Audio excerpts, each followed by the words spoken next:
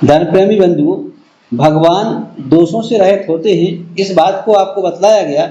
अब बतलाते हैं कि भगवान के बहुत सारे नाम होते हैं। वैसे भगवान के मूलतः तो 1008 नाम होते हैं, लेकिन 1008 नामों में से कुछ नाम यहाँ पर, कुछ नामों का यहाँ विशेष उल्लेख किया जा रहा है। उसमें सबसे पहले कहा हुआ है परमेष्ठी।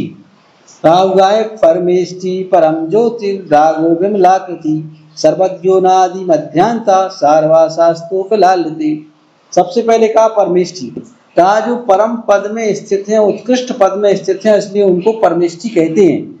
उनसे बढ़कर के ऊंचा किसी का पद नहीं हुआ करता है। वैसे देखा जाए तो संसार में दो प्रकार के पद होते हैं, एक धार्मिक पद, परमार्थिक पद जिसे कहते हैं, और एक होता है लौकिक पद। तो लौकिक पदों की पूजा प्रतिष्ठा ज्यादा नहीं हुआ करती है, पारमार्थिक पद की अधिक हुआ करती है।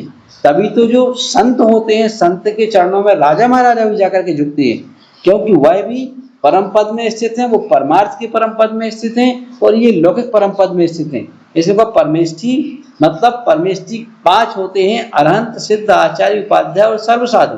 तो जो त्याग रूप में पद प्राप्त होता है, परमेष्ठी पद होता है, तो त्याग का पद ज्यादा महत्वपूर्ण होता है, ना कि सांसारिक पद ज्यादा महत्वपूर्ण होता है। तो इसलिए परमेष्ठी भगवान, अनंत भगवान उत्कृष्ट पद में, श्रेष्ठ पद में विराजमान है, इसलिए उनको परमेष्ठी कहा जाता है।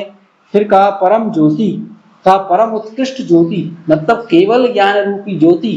देखिए ज्ञान 5 होते हैं, उसमें से जो केवल ज्ञान रूपी ज्योति होती है वह सर्वोत्कृष्ट होती है, क्योंकि पहले के ज्ञान तो नष्ट हो जाते हैं, समाप्त हो जाते हैं, लेकिन केवल ज्ञान एक बार प्रकट होने के बाद कभी नष्ट नहीं होता है, समाप्त नहीं होता है, जब संपूर्ण पदार्थों को वह जानने वाला होता है, इसलिए वह सर्वोत्कृष्ट होता है।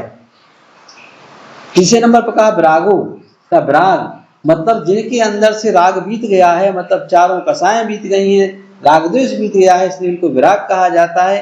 तो भगवान के अंदर से ना अच्छा बुरा सब प्रकार का राग समाप्त हो चुका है, वह किसी के बारे में कुछ भी नहीं सोचते, विराग हो गए। वैसे ही कहा एक भगवान का एक नाम है विमल। तो जो मल से रहे थे, मल 2 प्रकार का होता है, एक अंतरंग मल, एक बहिरंग मल। तो राग द्वेष को, 4 कसायों को अंतरंग मल कहा जाता है, इसको भाव मल भी कहते हैं, और बहिरंग जिसको भाव कर्म भी कहते हैं। और अंत बहिरंग मल कहलाता है, ज्ञानवान आदि 8 जो कर्म होते हैं उनको बहिरंग मल कहला जाता है। तो इस प्रकार से वह दोनों प्रकार के मल से वह रहित होते हैं। फिर भगवान का एक नाम है कृति।